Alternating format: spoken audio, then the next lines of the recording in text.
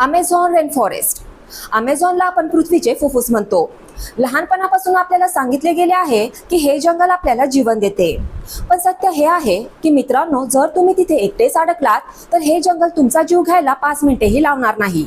55 लाख चौरस किलोमीटर मध्ये पसरलेला हिरवा नरक, जिथे झाडांची छपरे इतकी दाट आहेत की ते सूर्यप्रकाश देखील जमिनीवर पोहोचत नाही.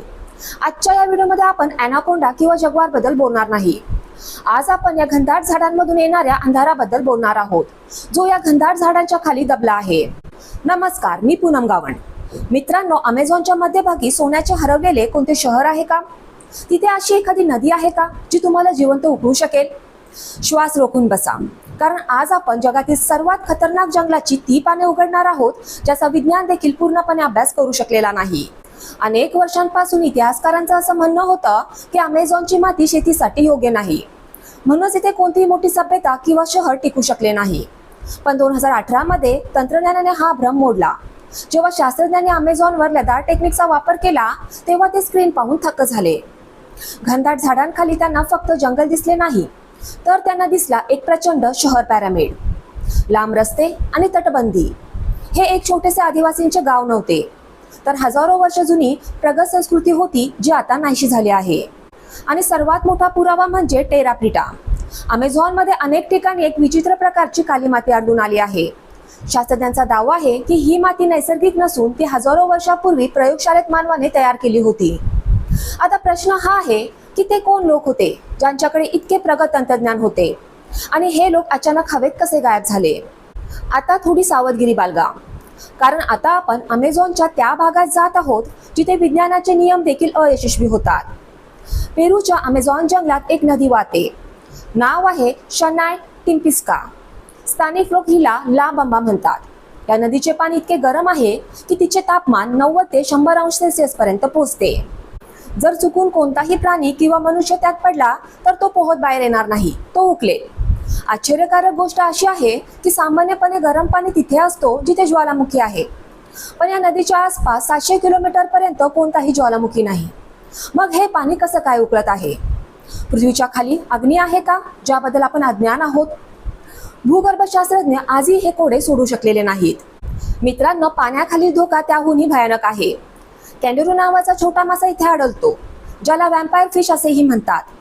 हा मासा रक्तासाठी ताणलेला असतो, आणि सर्वात भयानक गोष्ट म्हणजे हा मासा मानवी शरीरात प्रवेश करण्याचा प्रयत्न करतो, विशेषतः मूत्रमार्गाद्वारे. ही अमेझॉनची एक अशी भीती आहे ज्यामुळे लोक नदीच्या पाण्यात जायला थरथर कापतात. जेव्हा रात्र पडते तेव्हा जंगलात एक विचित्र अशुभ भावना निर्माण होते. इथे एक असा पक्षी आहे ज्याला घोसबर्ड किंवा द ग्रेट पोटा म्हणतात. ते कोरड्या लाकडासारखे दिसते आणि कोणालाही दिसू नये म्हणून ते अजिबात हलत नाही, पण रात्री त्याचा आवाज एकदम हॉरर चित्रपटासारखा असतो. कोणतीतरी लहान मूल वेदनेने रडत असल्यासारखा हा पक्षी ओरडतो. जंगलाच्या शांततेत याचा आवाज ऐकून कोणाचाही थरकाप उडू शकतो. पण अमेझॉनचे सर्वात विचित्र रहस्य कदाचित स्वतः झाडे आहेत. तुम्ही कधी झाडं चालतात हे ऐकलं आहे का? वॉकिंग पाम नावाची झाडे इथे आढळतात. त्यांची मुळे जमिनीच्या वर कड्यांसारखी असतात. असे म्हणतात की सूर्यप्रकाश मिळवण्यासाठी ही झाडे नवीन मुले पुढे नेतात आणि जुनी मुले मागे कुसतात. त्यामुळे ही झाडे हळूहळू त्यांची जागा बदलतात. जणू हे जंगल खरोखरच जिवंत आहे आणि चालत आहे. पण मित्रांनो, अमेझॉनची भीती फक्त नद्या किंवा प्राणी नाहीत. येथील झाडे आणि वनस्पती देखील प्राणघातक आहेत. डायनामाइट नावाच्या झाडाबद्दल तुम्ही कधी ऐकलं आहे का? या जंगलात एक झाड आहे ज्यावर फळे नव्हे तर बॉम्ब उगतात. जेव्हा त्याचे फळ पिकते तेव्हा त्याचा ग्रेनाइट सारखा मोठ्या आवाजात स्फोट होतो, आणि त्यातील कण गोळीच्या वेगाने 150 फुटांपर्यंत जातात. जर जवळच एखादी व्यक्ती उभा असेल तर त्याला गंभीर दुखापत होऊ शकते. पण हे प्रकरण इथे संपत नाही. इथे एक सुंदर पण भयानक फूल देखील फुलतो, ज्याला डेव्हिल्स ब्रेथ म्हणतात. हे फूल दिसायला खूप सुंदर आहे, पण याच्या आतून सोडलेली पावडर एखाद्या व्यक्तीची स्मृती आणि विचारशक्ती काढून घेते. स्थानिक कथानुसार प्राचीन जमाती त्यांच्या शत्रूंना गुलाम बनवण्यासाठी याचा वापर करायचे. हा एक असा नशा होता जो माणसाला जिवंतपणे प्रेत बनवायचा. झोंबी फंगस याच मालिकेत येतो. ही बुरशी मुंग्यांच्या मेंदूचा ताबा घेते, त्यांना त्यांच्या नियंत्रणाखाली आणते आणि नंतर त्यांचे शरीर फाडून बाहेर येते.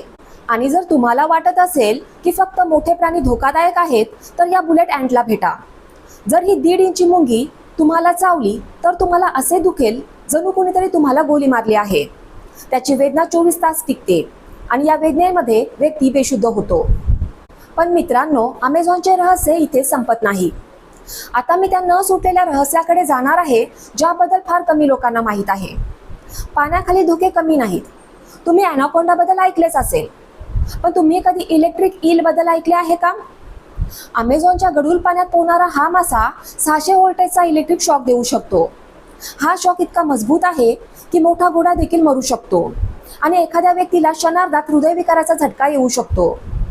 शास्त्रज्ञ अजूनही आश्चर्यचकित आहेत की सजीव आपल्या शरीरात इतकी वीज कशी निर्माण करू शकतात आणि त्या प्रवाहापासून स्वतःचे संरक्षण कसे करू शकतात. अमेझॉनचे रहस्य केवळ प्राण्यांपुरते मर्यादित नाही. विज्ञानाला आव्हान देणारेही काही जीव इथे असल्याचा दावा केला जातो. अमेझॉनमध्ये गायब झालेले कर्नल पर्सी फॉसेट यांनी आपल्या डायरीमध्ये मॉरिकॉक्सीचा उल्लेख केला होता. त्यांच्या मते अमेझॉनच्या खोल जंगलात महाकाय वानर मानव म्हणजे ॲपमॅन राहतात. पूर्णपणे ते केसांनी झाकलेले आहेत आणि त्यांची शक्ती 10 माणसांनी एवढी आहे. स्थानिक लोक त्याला मॅपिंग गुवारी म्हणतात.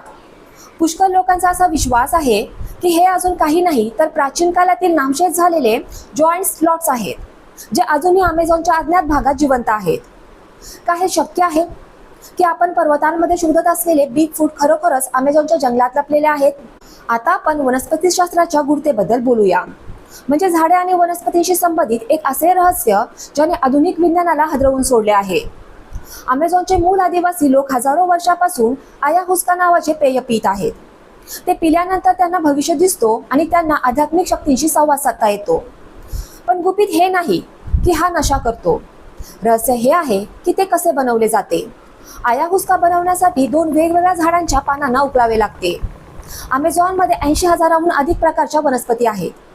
त्यापैकी फक्त 2 वनस्पती आहेत ज्यांना जर योग्य प्रमाणात मिसळले तरच योग्य परिणाम मिळतो. जर एकटे खाल्ले तर त्याचा काहीही परिणाम होत नाही. आता प्रश्न असा आहे की रसायनशास्त्राच्या कोणत्याही प्रयोगशाळेशिवाय आणि ज्ञानाशिवाय हजारो वर्षापूर्वी आदिवासींना या 80,000 वनस्पतींमध्ये कोणत्या 2 वनस्पतींचे मिश्रण करायचे हे कसे कळले? मित्रांनो, अमेझॉनमध्ये अशा काही गोष्टी आहेत ज्या आपल्या डोळ्यांना फसवतात. ब्राझीलमध्ये मीटिंग ऑफ वॉटर्स नावाचे एक ठिकाण आहे. इथे 2 नद्या रिओ निग्रो आणि अमेझॉन नदी यांचा संगम होतो.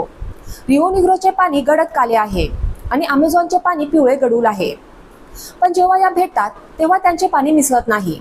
6 किलोमीटर अंतरापर्यंत या दोन्ही नद्या एकत्र वाहतात. एका बाजूला काळे पाणी आणि दुसऱ्या बाजूला पिवळे पाणी. जणू मध्ये कोणती तरी भिंत बांधली आहे. तापमान आणि घनता याच्यातील फरकामुळे असे घडते असे विज्ञान सांगतो. पण ती 2 वेगवेगळ्या जगांची भेट आहे असे स्थानिकांचे मत आहे. आणि याच नदीत पिंक रिव्हर डॉल्फिन राहते. हा जगातील सर्वात बुद्धिमान माशांपैकी एक आहे. पण अमेझॉन लोकांमध्ये याला शापित प्राणी मानले जाते. तिथले लोक त्याला इनकॅन्टेडो म्हणतात. कथा अशी आहे की रात्रीच्या वेळी ही डॉल्फिन एका सुंदर मानवाचे रूप धारण करते आणि किनाऱ्यावर येऊन लोकांना पाण्यात नेते.